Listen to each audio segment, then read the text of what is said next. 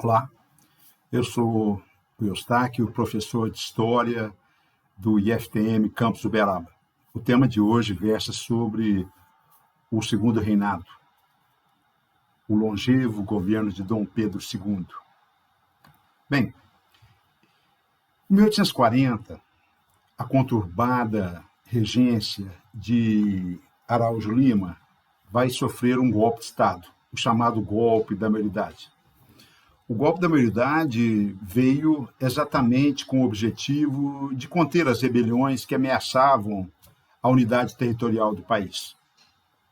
Assim, era necessário manter os privilégios da estrutura da economia de plantation, o latifúndio, a escravidão e a própria economia de plantation. Nesse sentido, os liberais que estavam na oposição ao conservador Araújo Lima assumem o comando do país. Dom Pedro II, quando assumiu o comando do país, estava com apenas 15 anos incompletos. E ele vai fazer um bom governo. Ao contrário de seu pai, Dom Pedro I, Dom Pedro II tem um caráter muito melhor do que seu pai, um bom administrador, um conciliador. E assim, não se esqueçam, é um governo marcado pela conciliação política entre os dois grandes partidos do Império, liberais e conservadores, representando os interesses das elites escravocratas. E Dom Pedro vai conseguir pacificar o país, conciliando os interesses da elite, mantendo as estruturas socioeconômicas, e assim ele assume exatamente com esse objetivo: manter, prolongar a escravidão, o braço escravo. Não se esqueçam de relembrar a frase do padre Antônio: os escravizados são as mãos e os pés dos senhores. Sem os escravizados, não haveria o Brasil. E esse momento também, da segunda metade do século XIX, vai ser marcado também pela ascensão da cafeicultura. E tão importante que esse período também vai ser conhecido, além da expansão da cafeicultura pelo Vale do Paraíba e o Oeste Paulista, vai dar uma estabilidade na economia. Pacificado o país, reprimidas as rebeliões regenciais, o Brasil vai passar até por um surto industrial, a chamada Era Mauá. E esse período também é marcado pelas guerras na região do Prata. E a principal guerra que o país enfrentou no século XIX, a Guerra do Paraguai.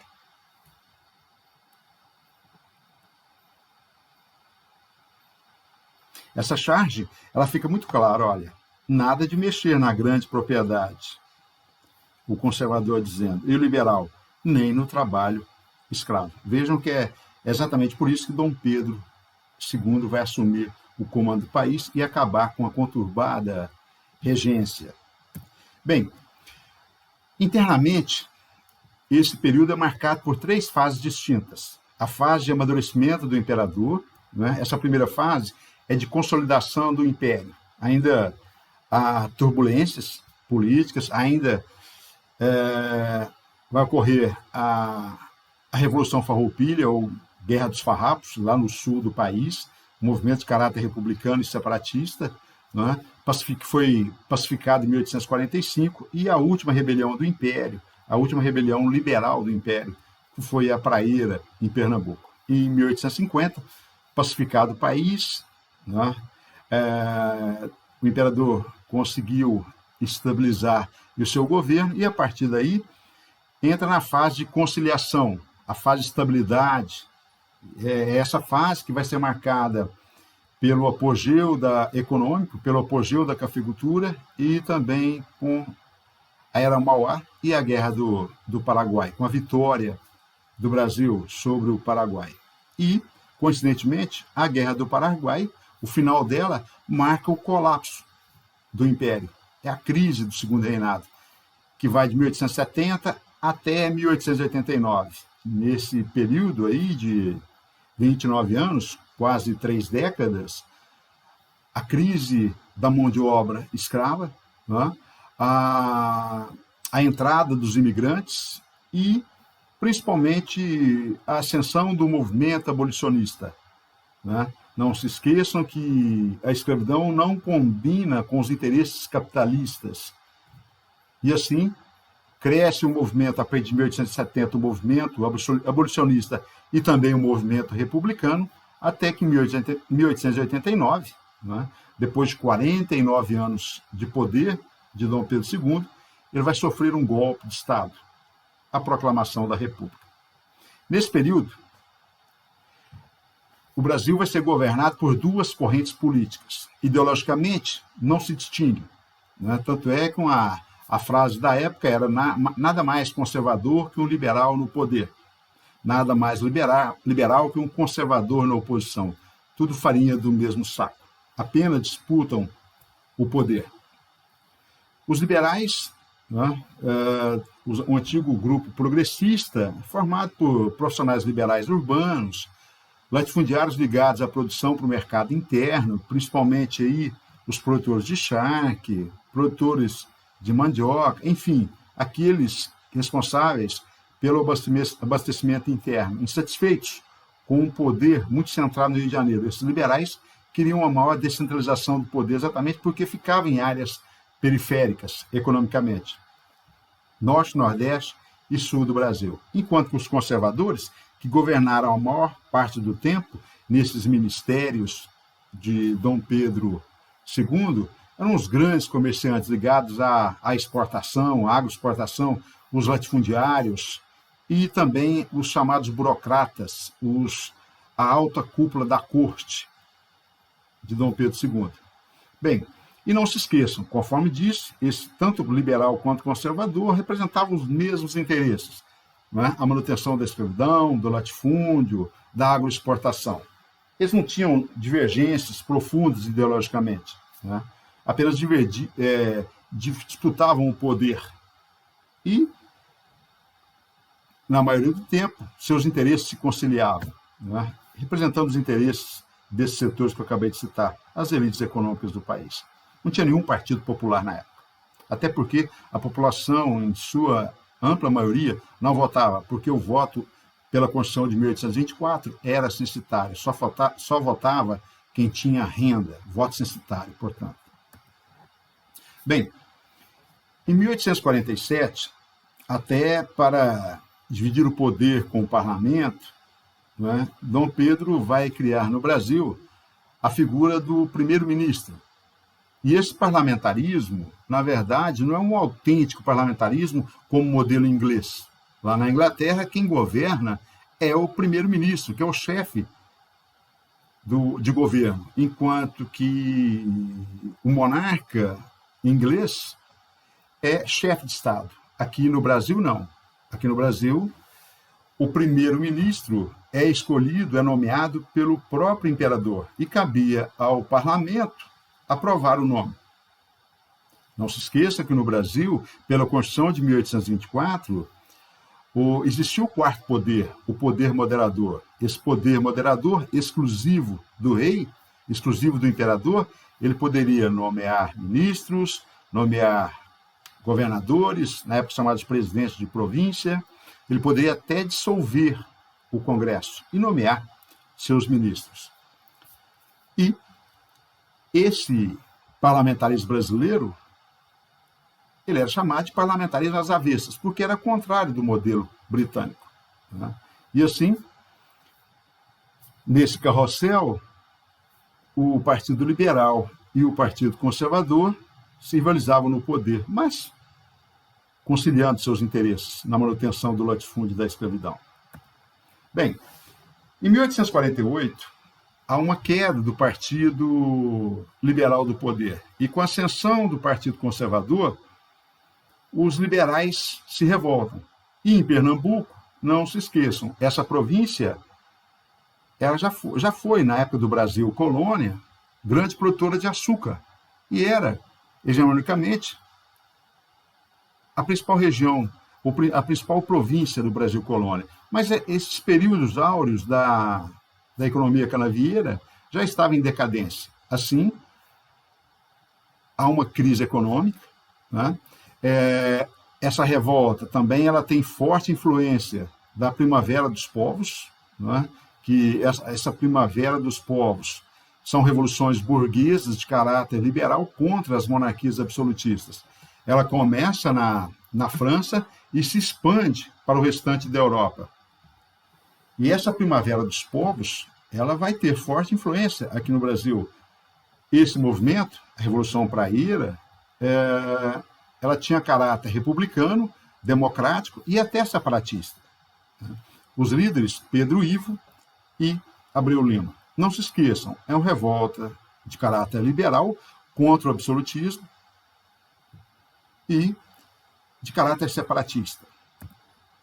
Bem, as causas, a concentração fundiária, o latifúndio, concentrado na família Cavalcante, que dominava tanto economicamente quanto politicamente o Nordeste. E a crise da economia açucareira. Outro agravante que o comércio a varejo, lojas, armazéns, era dominado pelos portugueses e o custo de vida era muito alto. Então, havia a aversão ao absolutismo e havia aversão também a esses portugueses. Tanto identificado que, já com a revolta liberal, quem comandava o Brasil nesse momento, e em Pernambuco em especial, a tradicional família Cavalcante, ligada ao Partido Conservador. Assim, a trovinha, quem nascer em Pernambuco deve ser desenganado, ou há de ser Cavalcante, ou há de ser cavalgado. Assim, autênticos liberais romperam com esse partido e formaram o Partido da Praia.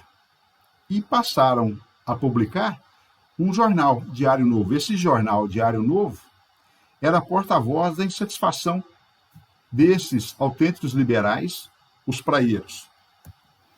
Bem, eles lançaram um documento, né, o chamado Manifesto ao Mundo, exigindo voto universal, masculino, igualdade de todos perante a lei. Olha as características desse Estado liberal. A liberdade de imprensa, uma república federalista, onde o poder seria descentralizado com autonomia para as províncias, ou na república, os estados, o fim do poder moderador e, consequentemente, o Conselho de Estado, o órgão de assessoria do imperador, e a nacionalização do comércio, já que esse comércio, principalmente comércio a varejo, era dominado pelos portugueses. E outra característica dessa revolta liberal: todo cidadão tem direito ao trabalho digno. Agora, detalhe importante, por ter a participação de membros da elite local, e muitos eram latifundiários de oposição à família Cavalcante, não havia consenso sobre a questão da abolição da escravidão.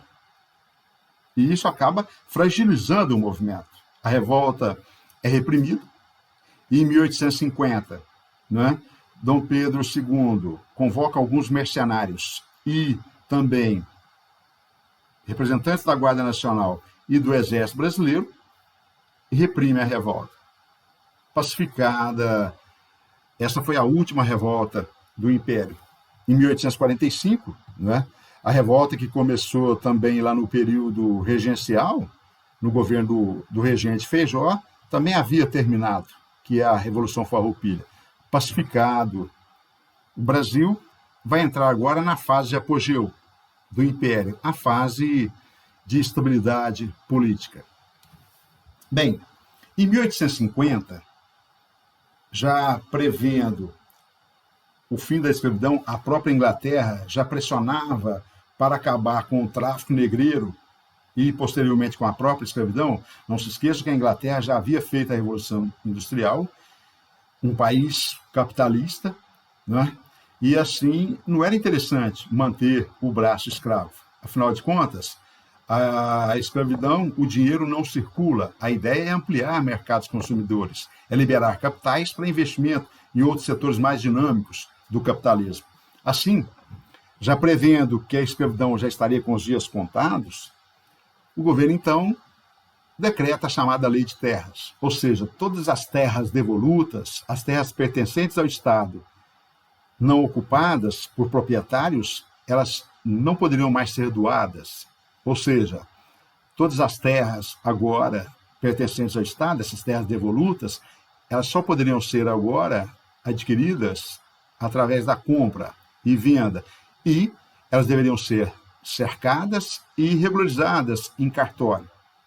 Assim, fica muito claro que a terra transforma-se em mercadoria. O objetivo dessa lei de terras era impedir a fragmentação das propriedades, é manter o latifúndio. Assim, não foi coincidência. A lei de terras ela foi promulgada na mesma época da Lei Eusébio de Queiroz, que colocou fim ao tráfico negreiro. Assim, essa lei de terras impede a distribuição de terras, né, a ocupação de terras, o direito ao uso capião, né, até se tornando mercadoria, impede que a população livre, pobre e os escravizados que conquistariam a alforria ao longo do tempo, eles não teriam acesso à terra.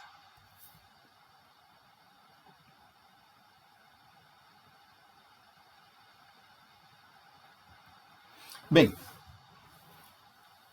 as consequências dessa lei de terras de 1850, que a terra já era concentrada e concentrou ainda mais, porque as classes populares, os setores mais empobrecidos, mais pauperizados, eles não teriam condições de adquirir terras. Assim, preservou o latifúndio nas mãos de poucos. E esse agravante tem repercussões até hoje no país. Né? Um dos maiores países com concentração de renda e de terras do mundo. Imigrantes que começaram a chegar à medida em que europeus que substituiriam o trabalho dos escravizados, que conquistariam a liberdade, né? Eles não teriam acesso à terra, porque não teriam condições de comprar. Essa mão de obra farta e barata, controlada pelos latifundiários. Assim, pequenos proprietários perderam suas terras, muitas vezes ocupadas por grileiros, né? Que através de seus homens armados, seus capangas, né? Eles expulsavam e tomavam essas propriedades dos pequenos proprietários.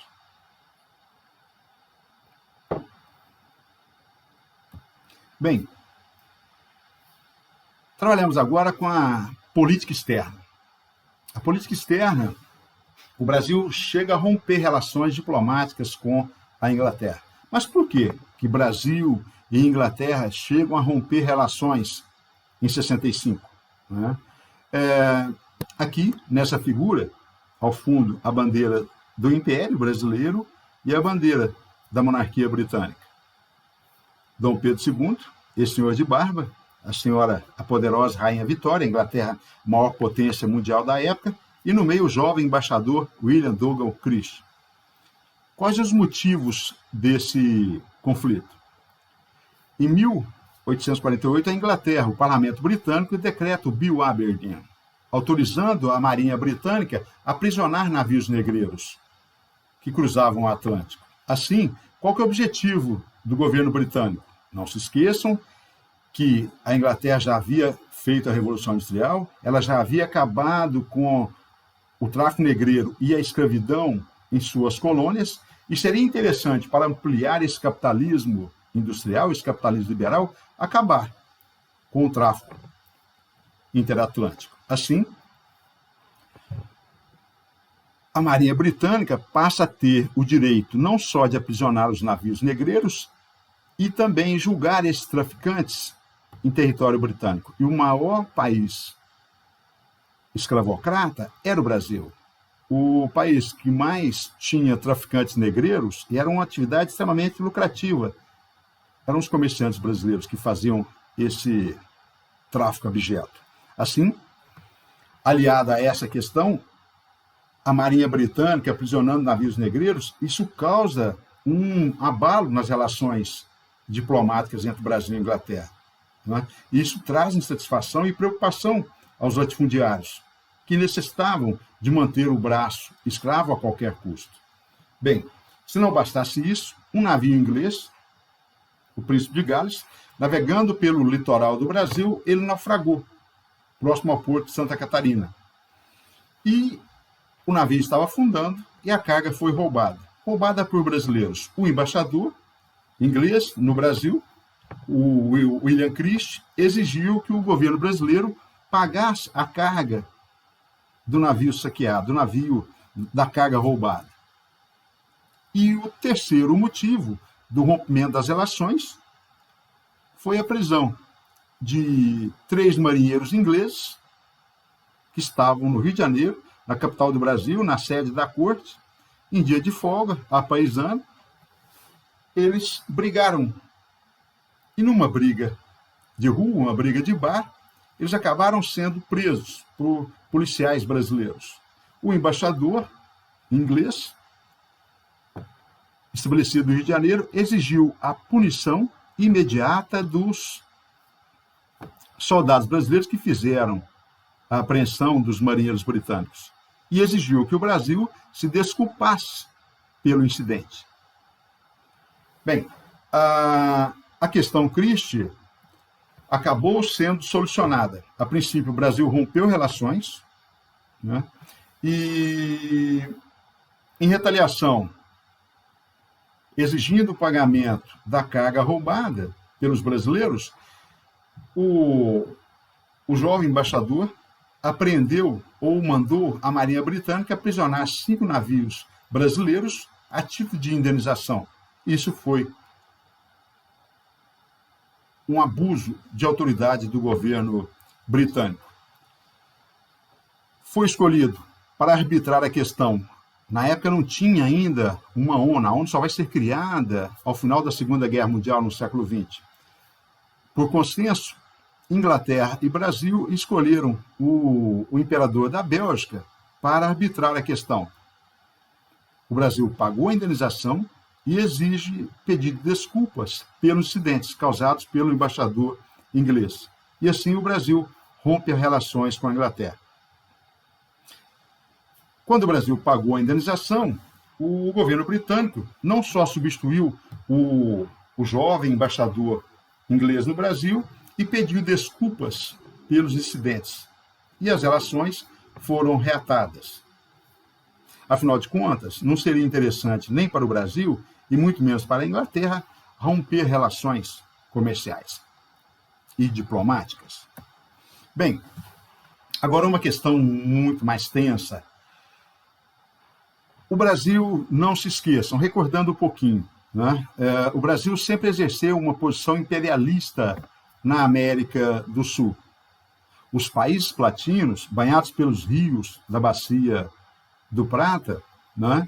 O Paraguai, Uruguai e a Argentina, havia uma rivalidade, uma disputa de fronteiras, invasões de territórios, roubo de gado no Rio Grande do Sul, e gaúchos também constantemente invadiam o Uruguai. Havia rivalidade na produção de charque entre Brasil, Argentina e os gaúchos e os próprios fazendeiros uruguaios. Além dessa disputa territorial, não se esqueçam também, não é? Quando Dom João VI, fugindo das tropas napoleônicas, veio para o Brasil, ele anexou a província cisplatina. Em 1825 a 28, já no governo de Dom Pedro I, houve a Guerra da Cisplatina, em que o Brasil perdeu esse conflito e a Cisplatina tornou-se independente, com o nome de Uruguai, com apoio da Argentina. Então, havia uma rivalidade entre esses países da Bacia do Prata, né? E o outro agravante, e isso era um ponto frágil para o Brasil, a dificuldade de navegação pelos rios da região.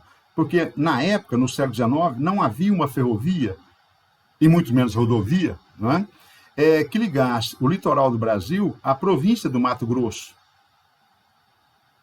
A única via de acesso era pelo mar, pelo Oceano Atlântico, pelo Rio da Prata, passando por dentro da Argentina, na divisa com o Uruguai, e depois subindo o Rio Paraná e o Rio Paraguai para chegar até o Mato Grosso. Olha a dificuldade para acessar essas províncias do interior. Assim, no Uruguai, havia uma rivalidade entre dois grupos políticos, os blancos, o Partido Branco ligado aos fazendeiros, produtores de charque. Eles eram apoiados pela Argentina, O líder, o governante que estava no poder, era Manuel Oribe. Esse Partido Blanco, se era aliado da Argentina, era inimigo do Brasil. Enquanto que isso, o governo imperial de Dom Pedro II apoiava o Partido Colorado, ligado aos comerciantes de Montevidéu. E o líder, Diego Rivera. Havia, então, uma rivalidade e, constantemente, esses dois partidos, rivalizando pelo poder, acabava atraindo o imperialismo tanto argentino quanto brasileiro. E essa rivalidade vai desencadear golpe de Estado no Uruguai. Bem, outro agravante é a situação da Argentina. A província de Buenos Aires, com a capital Buenos Aires, rivalizava com o interior. Buenos Aires era dominado por um político tradicional, o Juan Manuel Rosas, apoiado pelos brancos do Uruguai. Enquanto que o interior, o político, o caudilho Justo Urquiza, ele governava as províncias de Corrientes e Entre Rios, ao norte de Buenos Aires. E assim, se o Partido Blanco do Uruguai, inimigo do Brasil, apoiava Juan Manuel Rosas, o Brasil vai apoiar o Partido Colorado do Uruguai e, consequentemente, o governante argentino Justo Urquiza. Assim, em 1850, o Brasil vai dar um golpe de Estado. Tropas brasileiras vão invadir o Uruguai e, ao mesmo tempo que invade o Uruguai, que invade Montevidéu, o Brasil vai invadir também a Argentina. E o Brasil vai estabelecer com suas tropas 2 golpes de Estado ao mesmo tempo, afastando o Blanco Manuel Oribe, presidente do Uruguai, e afastando também Juan Manuel Rosas, o presidente argentino. E com isso, o Brasil, depondo seus governantes, vai colocar aliados. O Diego Rivera, governando o Uruguai, e Justo Urquiza, governando a Argentina. Bem, em 1864, uma década depois, o Brasil vai fazer uma nova intervenção. Por quê? O Partido Blanco, rival do Brasil, voltava ao poder. E assim, constantemente, os fazendeiros uruguaios, criadores de gado, invadiam as fronteiras do Rio Grande do Sul para roubar gado. E havia também uma rivalidade entre os produtores de charque gaúchos contra os produtores de charque do Uruguai. Assim, um outro ponto de tensão, né? O Brasil invade o Uruguai, depõe o Blanco Aguirre e vai colocar no poder um aliado do Partido Colorado, o Venâncio Flores. Isso acaba rompendo o equilíbrio. Por quê? Porque nesse momento, Aguirre havia feito um pacto secreto com o ditador Solano Lopes, o governante paraguaio. Assim, em 1864, o Brasil dá um ultimato ao Uruguai e, ao mesmo tempo, ao Solano Lopes, o poderoso presidente do Paraguai. E esse ultimato do Brasil, e quando o Brasil invade o Uruguai para derrubar do poder e dar um golpe de Estado para afastar o Aguirre, ele acaba atraindo o Paraguai para a guerra. Assim, em dezembro de 64, tem início a Guerra do Paraguai, quando um navio brasileiro, Marquês de Olinda, navegando por águas paraguaias, foi torpedeado e atacado. Esse foi, né, a decretação de guerra do Paraguai contra o Brasil. Assim, vai começar o maior conflito da América do Sul, a Guerra do Paraguai. Bem, os antecedentes do Paraguai. É importante, nessa figura acima, à esquerda, temos o Solano Lopes, o ditador Solano Lopes, e à direita, o imperador Dom Pedro II, ainda jovem Pedro II. O Paraguai, um país que tem limitações territoriais, um país que não tem saída para o mar.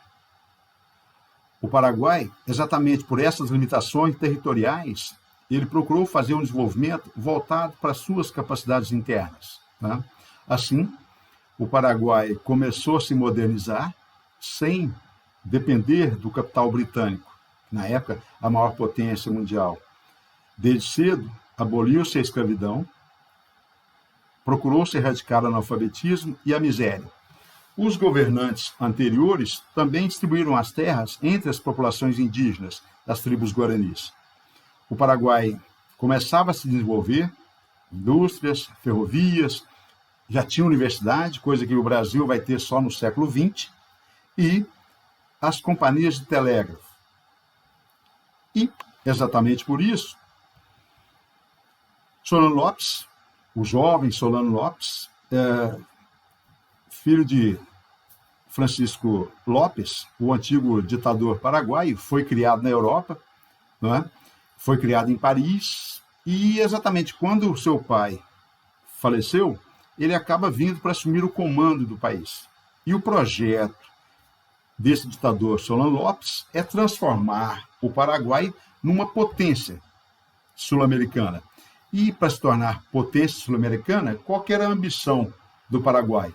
O Paraguai maior, ou seja, ampliar territórios, tomando os territórios de fronteira, né? Buscando a saída pelo Oceano Atlântico. Com esse objetivo, o Solano Lopes vai atacar os territórios vizinhos, parte da Argentina e parte do Rio Grande do Sul, para que ele tivesse condições de escoar sua produção e acesso territorial e pelos rios da Bacia Platina, para chegar ao Atlântico. Bem, assim começa o conflito.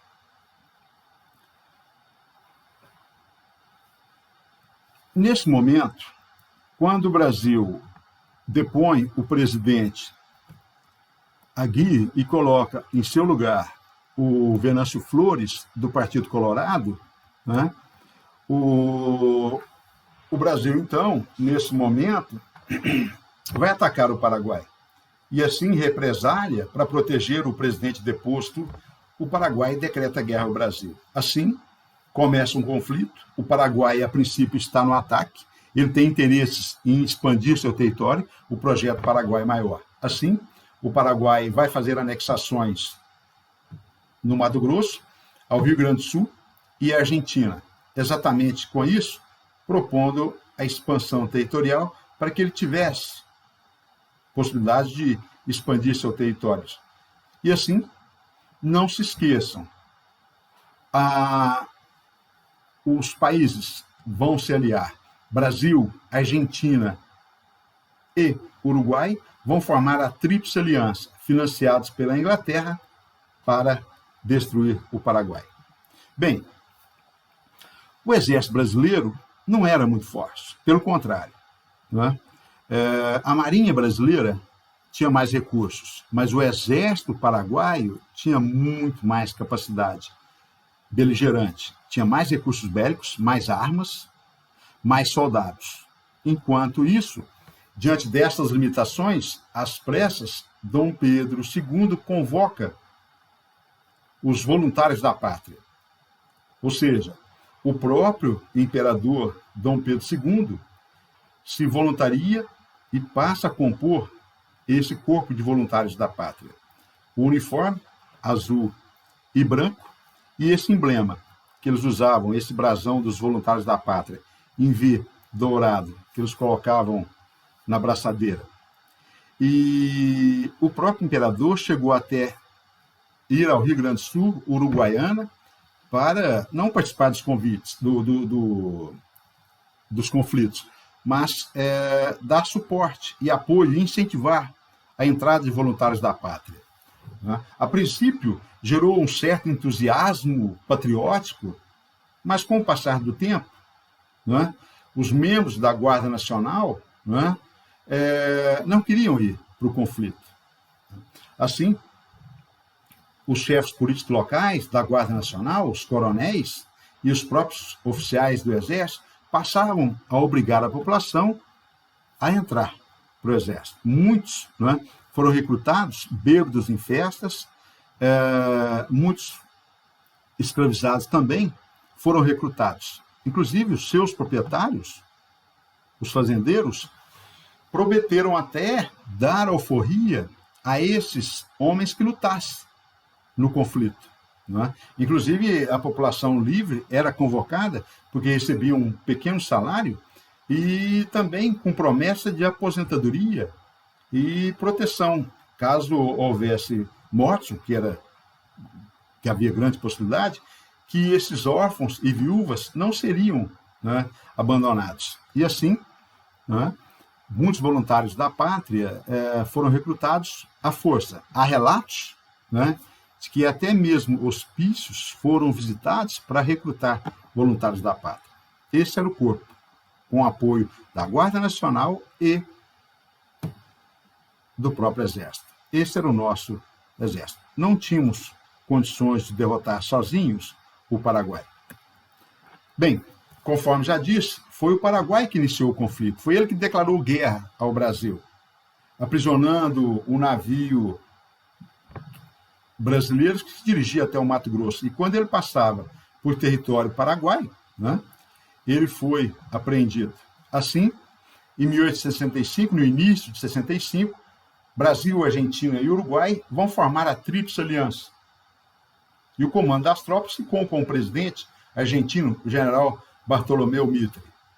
Assim, Solano Lopes acabou ficando isolado, porque ele não contava estrategicamente com uma guerra de longa duração e muito menos ele não contava com essa Tríplice Aliança, Brasil, Argentina e Uruguai unindo forças e, pior, financiados pela Inglaterra para enfrentá-lo.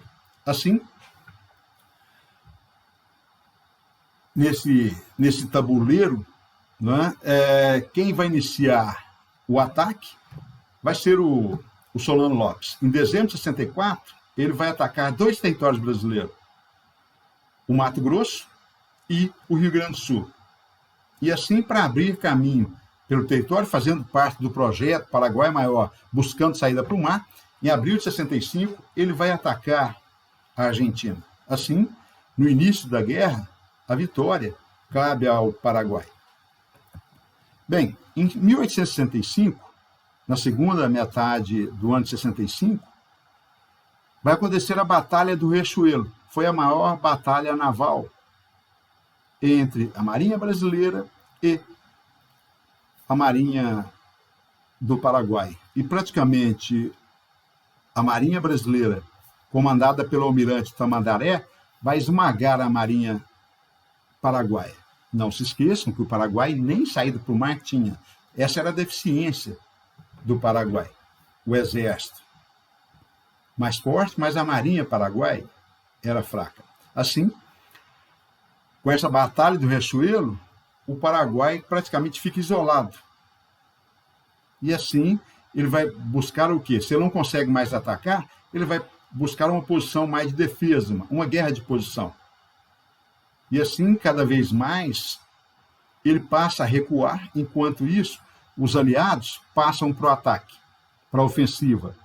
Assim, já em 1865, faltando ainda 5 anos para terminar o combate, o Paraguai já estava recuando, reorganizando as suas tropas, exatamente procurando se defender como podia, já que ele não tinha tantos recursos para continuar no ataque. E assim, essa defesa do Paraguai, cada vez mais, um país também pouco populoso, ele vai procurar recrutar crianças, jovens, adolescentes, para o conflito.